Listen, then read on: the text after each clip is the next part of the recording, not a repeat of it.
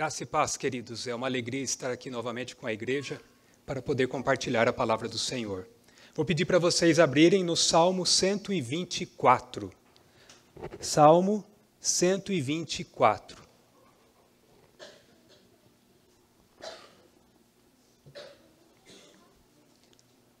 Eu vou ler na ARA, Almeida Revista e Atualizada. Salmo 124.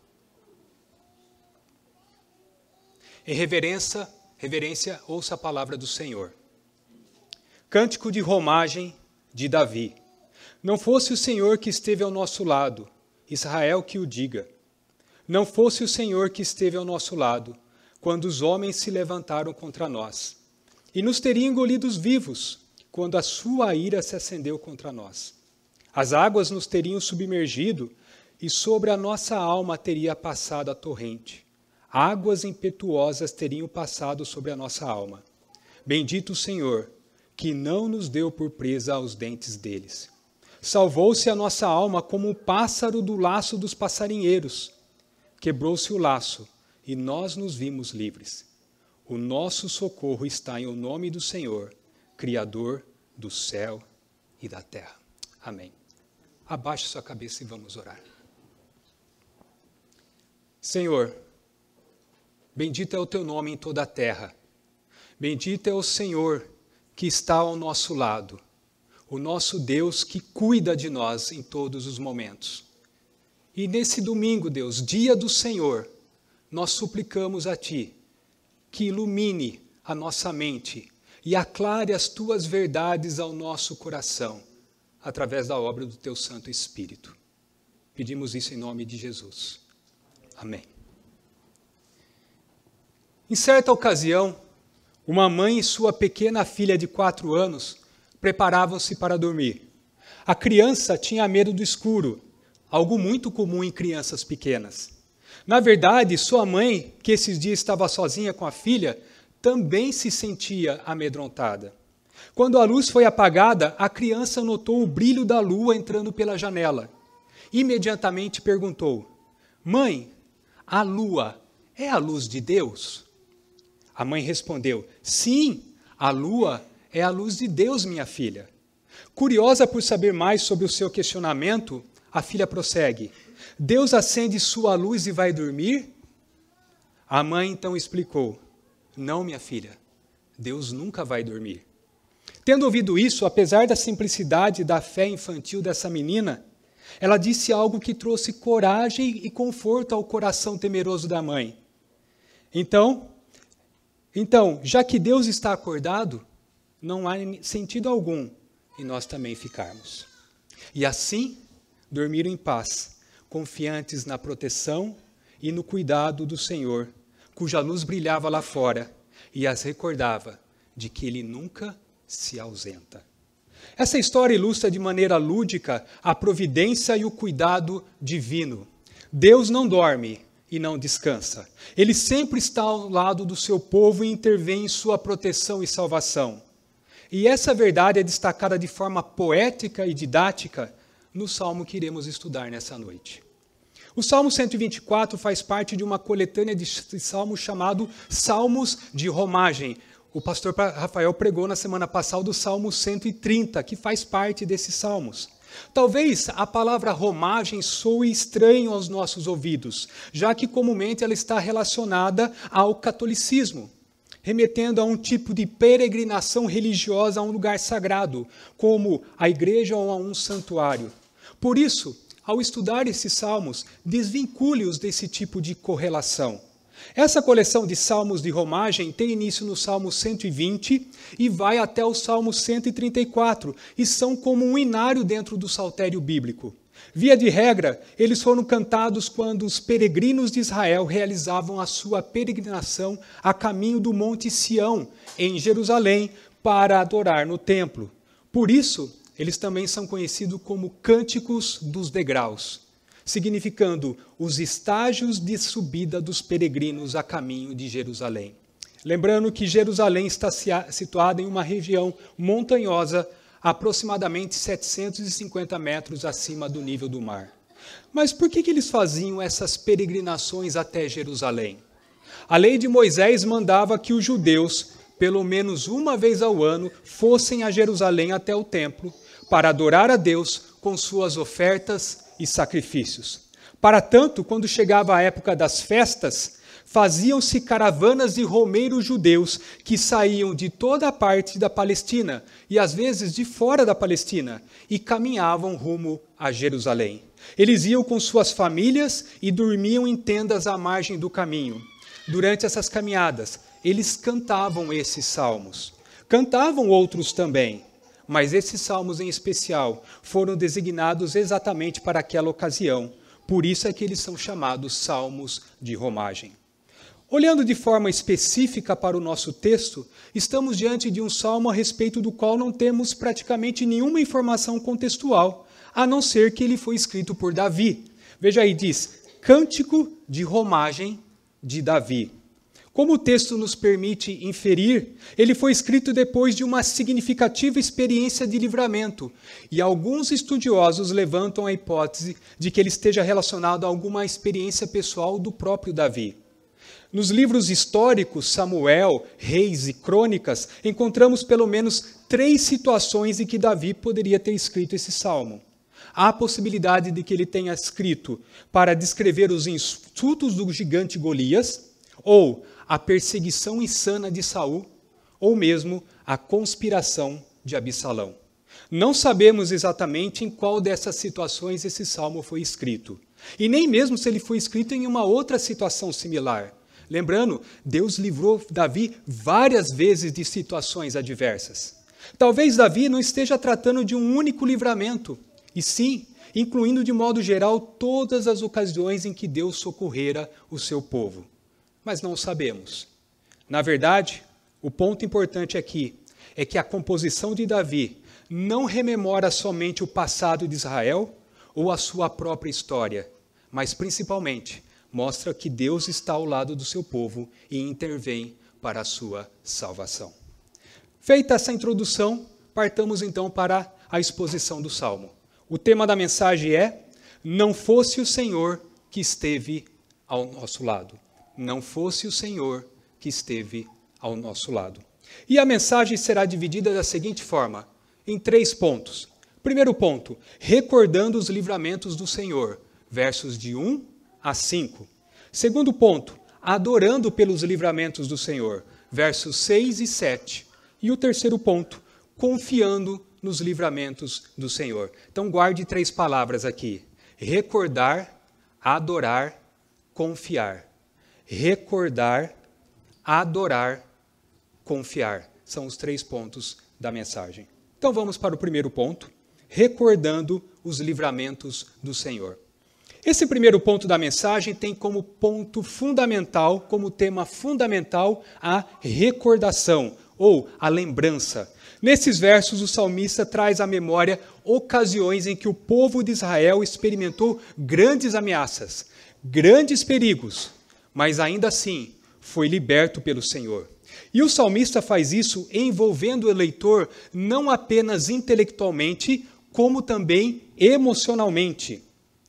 Valendo-se de contornos dramáticos, o objetivo do salmista é nos envolver emocionalmente com os atos da libertação de Deus. Ele quer que nós adentremos a história e contemplemos admirados os atos intervencionistas de Deus.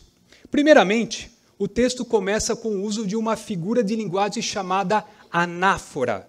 Anáfora é uma figura de linguagem poética que consiste na repetição de uma mesma palavra ou expressão no início de frases ou sentenças consecutivas para enfatizar uma ideia.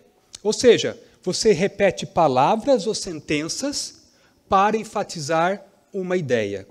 Veja como essa linguagem está clara aqui nos versos 1 e 2.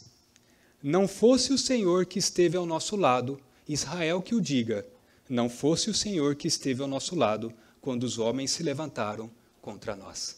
Perceberam o uso da anáfora aqui? O salmista repete 2 vezes a mesma expressão, não fosse o Senhor que esteve ao nosso lado. Davi usa essa estratégia poética para enfatizar a imprescindibilidade da presença do Senhor na libertação do seu povo. O livramento e a salvação do povo não procediam de nenhuma outra fonte a não ser do socorro da parte de Deus. A intenção de Davi não é enfatizar o perigo, mas a grandeza do livramento milagroso praticado pelo Senhor. O salmista quer que os atos salvadores de Deus ofusquem totalmente os momentos nebulosos de aflição. Entendendo a fragilidade e a insuficiência do povo, e sua também, o salmista olha para os atos que o Senhor realizou no passado e encontra alívio e esperança. Afinal, se Deus não estivesse ao lado deles, eles estariam perdidos. De modo contraintuitivo, o salmista não olha para a circunstância ou para a fragilidade e insuficiência do povo e se desespera. Não, ele reconhece que o povo é salvo por um ato daquele que é totalmente suficiente. Por isso, eles podem encontrar descanso em suas insuficiências. Mas Davi vai além no uso da linguagem poética. A fim de tornar muito mais gráfico, muito mais ilustrativo, muito mais lúdico o senso de livramento, ele usa outra estratégia poética para atribuir uma maior carga dramática à sua composição. Ele faz uso de uma outra figura de linguagem chamada metáfora. Metáfora é uma ilustração tirada da vida diária para instruir ou demonstrar um ponto espiritual. E nesse salmo, Davi se vale por diversas vezes da metáfora.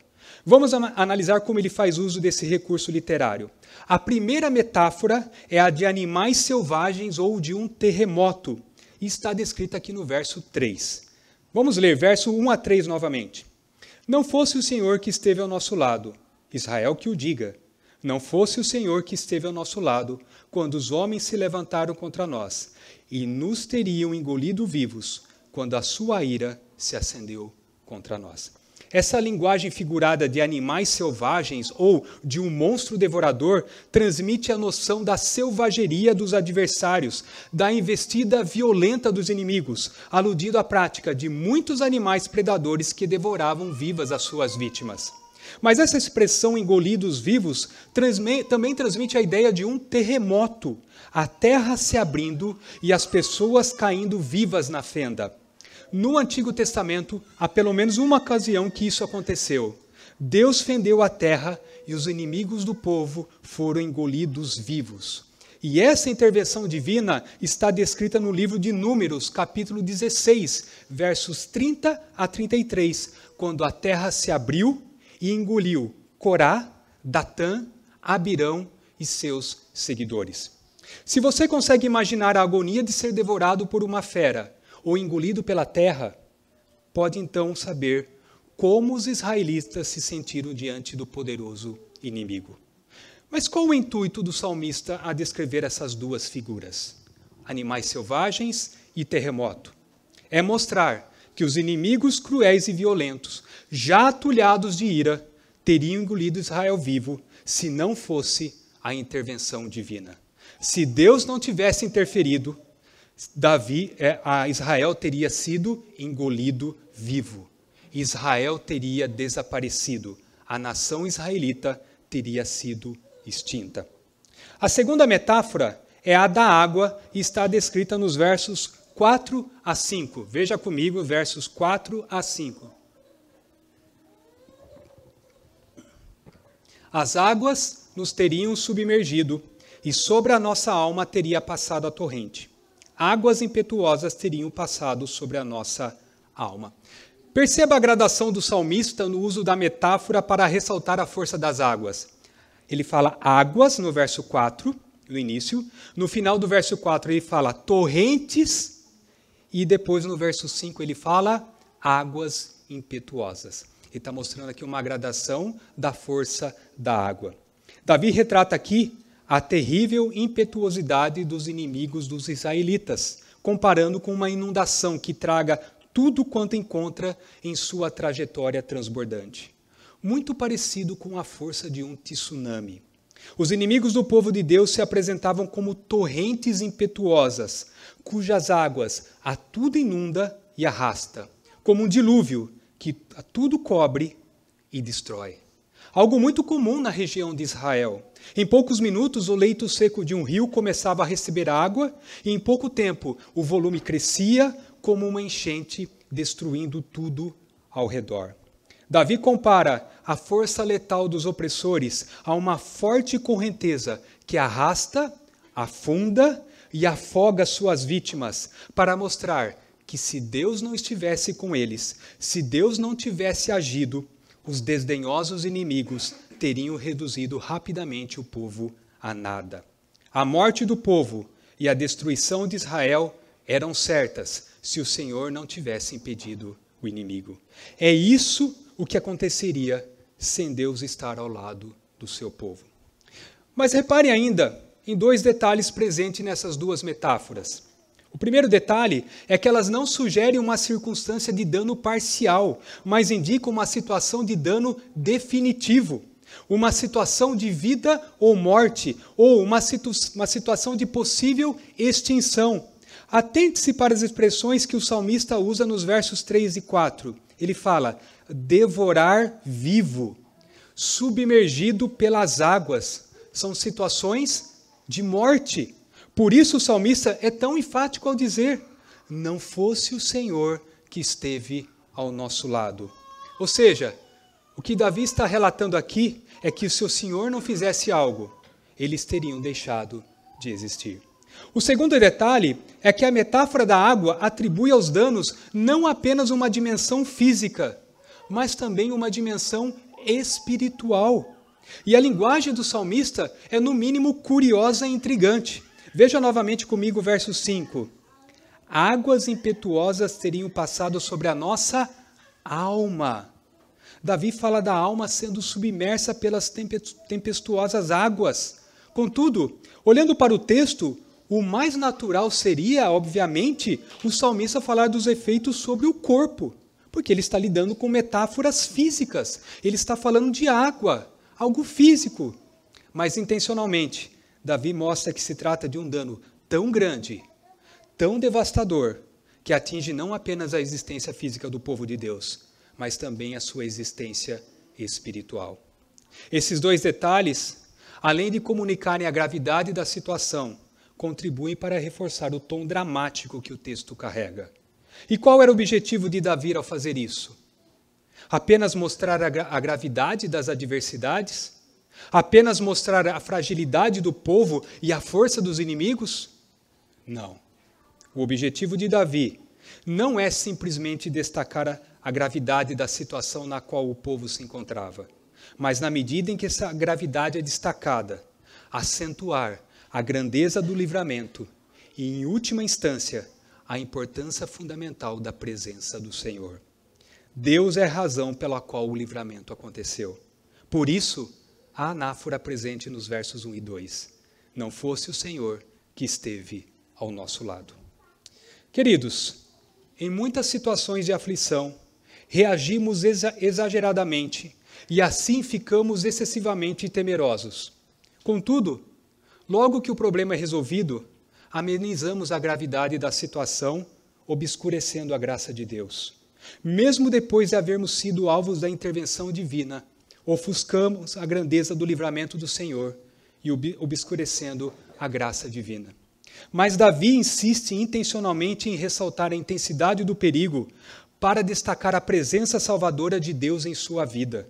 Por isso, ele repete a sentença, não fosse o Senhor que esteve ao nosso lado. Era como se Davi dissesse, só estou vivo por causa do meu Deus. Suas palavras, então, colocam um freio em nós, para nos manter em meditação sobre nossas aflições, a fim de que o senso da graça de Deus, da presença libertadora de Deus em meio à calamidade, não desvaneça, não desapareça em nossa mente. Diante disso, nunca se esqueça, é Deus quem nos ampara e nos preserva. É Ele quem nos livra e guarda do mal. Só estamos aqui porque o Senhor está ao nosso lado e nos sustenta enquanto peregrinamos rumo a Jerusalém Celestial. Segundo ponto da mensagem, adorando pelos livramentos do Senhor. Versos 6 e 7. Então, primeiro é recordar, agora adorar. Os versos 6 e 7 têm como tema fundamental a adoração ou a gratidão. Nesses versos, o salmista não apenas se recorda dos livramentos do Senhor, mas também o adora. O salmista relaciona as experiências do passado como motores da gratidão e da esperança, erguendo a sua voz em adoração. Por essa razão, ele inicia com a expressão, bendito o Senhor. E aqui, novamente, o livramento é descrito de maneira dramática e ilustrativa através de duas metáforas. A primeira metáfora é a metáfora da fera predadora, um animal de presa, provavelmente um leão. Veja comigo o verso 6. Bendito o Senhor, que não nos deu por presa aos dentes deles. Davi foi um pastor de ovelhas e, por isso, sabia muito bem o que um animal feroz é capaz de fazer caso pegasse um animal do rebanho. Era uma salvação quase impossível. Mas podia acontecer. Davi sabia disso. Várias vezes ele livrou o seu rebanho das feras predadoras. Mesmo sendo um jovem franzino, ele lutou com um leão e uma ursa para salvar o novilho. Por isso Davi afirma que os inimigos são como feras selvagens predadoras. Contudo, eles não prevaleceram sobre Israel, pois Deus não permitiu. Por diversas vezes Deus preservou Israel, mesmo diante de inimigos mais poderosos. Desde o Egito, à conquista da terra prometida, e mesmo durante o período em que eles se estabeleceram na terra de Canaã, Deus concedeu inúmeras vitórias aos israelitas. Vitórias sobre os filisteus, os amorreus, os amalequitas, os amonitas, os edomitas, os assírios, dentre outras. Nações muito mais poderosas do que Israel. Por isso, Davi exalta ao Senhor, porque Deus não deu Israel como presa aos dentes dos inimigos. Mas perceba algo interessante aqui também. Davi, ele tinha uma percepção muito clara da soberania de Deus. Ele olha para os inimigos e entende que o sucesso deles só viria se Deus assim o quisesse. Perceba o que ele diz: bendito o Senhor que não nos deu por presa aos dentes dele. Perceba, Deus não nos deu por presa aos dentes deles. Foi Deus quem não deu o seu povo para os inimigos. Se Israel caísse, era porque o Senhor os teria entregue aos opressores. A segunda metáfora é de uma armadilha de pássaros. Verso 7. Salvou-se a nossa alma como um pássaro do laço dos passarinheiros. Quebrou-se o laço e nós nos vimos livres. Os inimigos de Israel se apresentavam, ora como animais selvagens, ora como uma inundação, ora como feras predadoras, ora como a sutileza do laço do passarinheiro. Embora essa metáfora possa ser desconhecida de nós, ela era significativa e muito conhecida pelo israelita. O termo laço do passarinheiro traduz uma expressão hebraica que significa literalmente armadilha para pássaros. Esses laços, geralmente feitos de pelos, crina de cavalos, eram usados para laçar os pés das aves. O caçador colocava o laço em locais onde os pássaros se reúnem, como árvores, grutas e cursos d'água. Depois ele se escondia à vista de todos e esperava que a ave desavisada acionasse a armadilha. O povo era tolo, frágil e vulnerável como um pássaro, facilmente atraída por iscas enganadoras, colocadas em armadilhas mortais. Mas Deus quebrou o laço e libertou o seu povo. Por isso Davi bendiz o Senhor. Atente-se ainda a um detalhe presente nessa metáfora. Novamente, Davi atribui ao dano uma dimensão espiritual. Veja novamente o verso 7. Salvou-se a nossa alma. Novamente ele fala da alma aqui, mas ele fala agora da alma sendo salva como um pássaro do laço do passarinheiro. Intencionalmente o salmista mostra que o dano atinge a existência física e espiritual do povo. Essa dramaticidade destaca a gravidade da situação, acentuando, mais uma vez, a grandeza do livramento de Deus. Por isso, Davi bendiz o Senhor. Queridos, em meio aos livramentos de morte, salvação da vida, desmonte de armadilhas, Davi convoca o povo para bendizer o Senhor. Afinal, quando estavam sem forças para encontrar saída e alívio, o Senhor interviu e mudou a sorte de Israel. Se olharmos nosso passado, certamente vamos encontrar memórias de tempos difíceis em que o Senhor interviu e mudou a nossa sorte. Mas, em especial, houve um tempo em que estávamos presos, sem saída, sem vida e condenados. Mas, através de Jesus Cristo, Deus interveio em nossa história para nos livrar da morte espiritual e nos conduzir para a vida eterna. Não deveria ser esse o maior motivo pelo qual devemos bendizer o Senhor? Não deveria ser esse o maior motivo? Diante de tantas bênçãos, inclusive a salvação, deveríamos ser um povo que constantemente bendiz o Senhor. Mas somos ingratos. E como somos ingratos. Que nessa noite, ao meditarmos sobre os grandes feitos do Senhor em nossas vidas, principalmente a salvação, essa noite, quando meditarmos no que o Senhor fez por nós ao participarmos da ceia do Senhor, que a nossa oração seja para que Deus nos dê um coração totalmente grato e satisfeito nele. Afinal, quanto mais somos satisfeitos em Deus, mais Ele é glorificado, mais Ele é adorado. A verdadeira gratidão está em encontrarmos satisfação em Deus. Que supliquemos ao Senhor, para que em momentos de aflição e adversidade, Ele não nos deixe perder a alegria e a gratidão inefável e cheia de glória em nosso Senhor e Salvador Jesus Cristo. Pois Ele é a nossa alegria, a nossa satisfação, o motivo da nossa gratidão. Terceiro ponto da mensagem, confiando nos livramentos do Senhor. Verso 8. O versículo 8 tem como tema fundamental a confiança.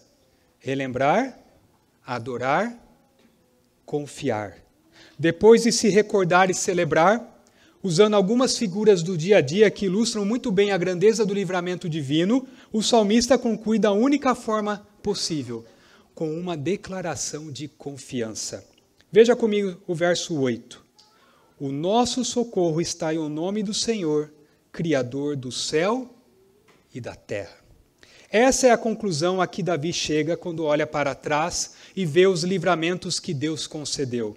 Depois de recordar e celebrar, ele termina declarando que a segurança e o socorro do povo de Israel estavam em Deus, a quem ele identifica aqui com uma expressão que indica a razão pela qual Deus é digno de confiança. Criador do céu e da terra. Ser criador do universo é o maior testemunho bíblico do poder e da majestade do Senhor. Portanto, a presença de Deus é o que determina o final de cada situação. É porque Ele pode fazer essas interferências na história. Ele é Senhor. É porque Ele pode socorrer no momento da tribulação. Ele é Senhor. É porque Ele pode resolver casos impossíveis. Ele é Senhor. Ele é o Criador dos céus e da terra. E como Criador de todas as coisas, Deus tem a capacidade e o poder de ser o constante ajudador do seu povo.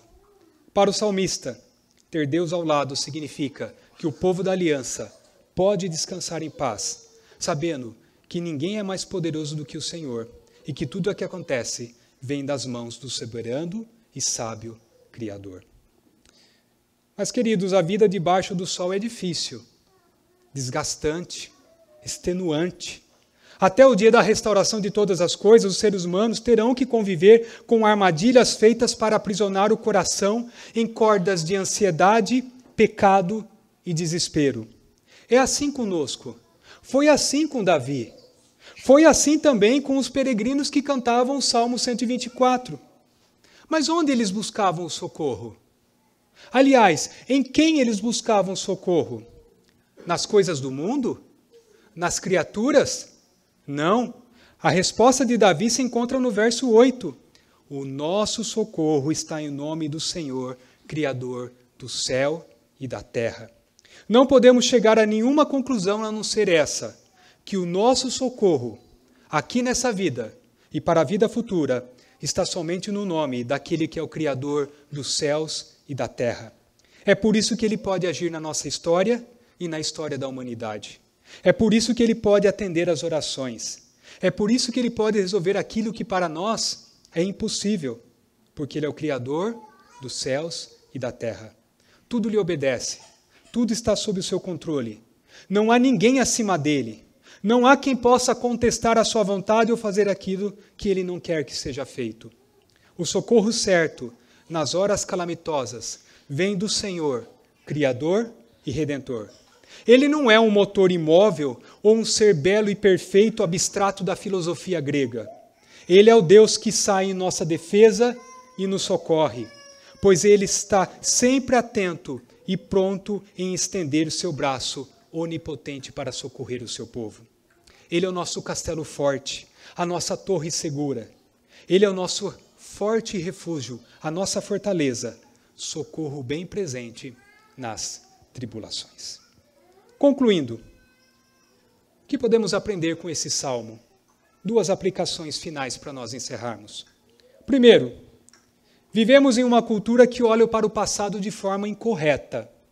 Alguns tendem ao desprezo e ao desdém, sugerindo que devemos viver olhando para frente e nunca para trás. O passado é algo que deve ser esquecido.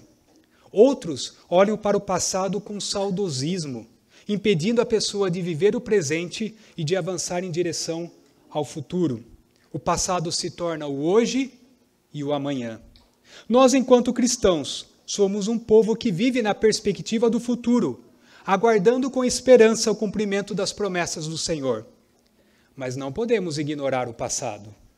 Olhar para o passado é essencial ao povo de Deus, e isso fica claro aqui no Salmo 124. Esse salmo revela claramente a relação entre recordação, adoração e esperança. A nossa adoração no presente e a nossa esperança no futuro estão relacionados à lembrança dos feitos do Senhor. Não dá para desconectar essas coisas. Inclusive, ter uma perspectiva correta do passado nos leva a sermos obedientes a Deus no presente e no futuro. Afinal, as exortações divinas nascem das declarações daquilo que Deus fez por nós. Olhando para o que Deus fez, eu vivo em obediência a Cristo. A peregrinação nesse mundo, ou seja, a nossa romagem nesse mundo, é extenuante e muitos desgastes virão. Muitas lágrimas serão derramadas. Lembrar das obras e dos feitos do Senhor é importante na nossa peregrinação. Precisamos aprender a trazer à memória aquilo que Deus fez em nós, por nós, através de nós e apesar de nós. Deus fez grandes coisas, por isso devemos nos voltar a Ele em adoração e fazer da gratidão e da confiança parte importante do nosso testemunho de vida durante a nossa peregrinação. Troque a ingratidão pela adoração e faça da gratidão um dos motores da sua peregrinação.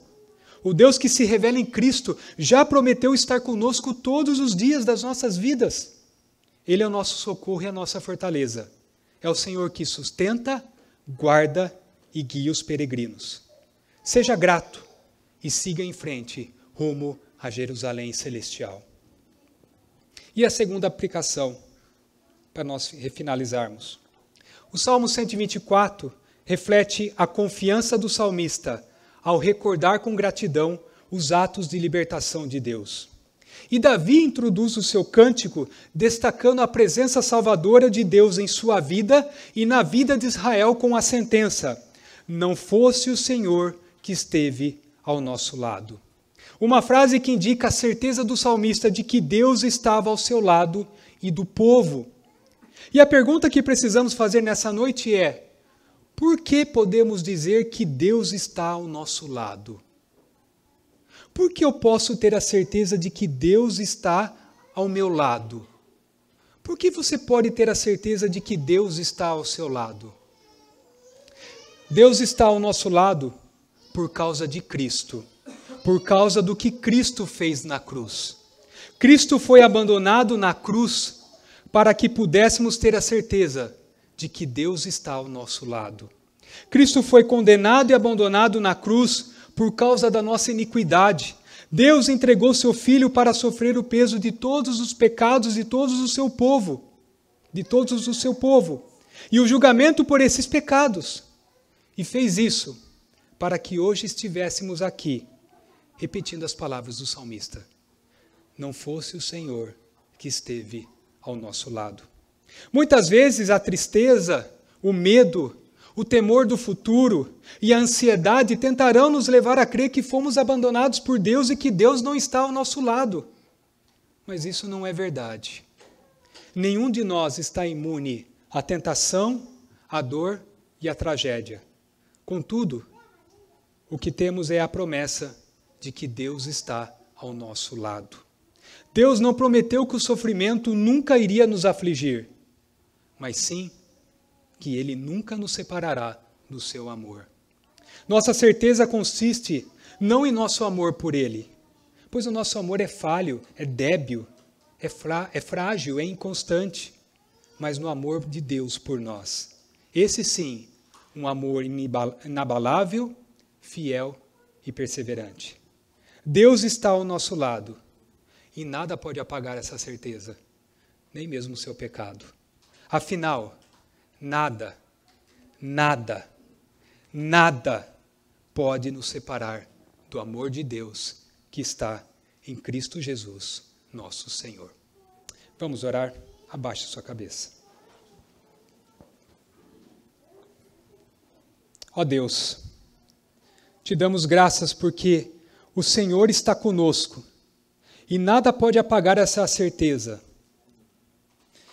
Damos-te graça pela obra de Jesus Cristo na cruz do Calvário e porque por meio dessa obra eficaz somos libertos de sermos engolidos vivos, somos libertos das águas impetuosas, somos libertos das feras predadoras, somos libertos da presa do leão, somos libertos do laço do passarinheiro.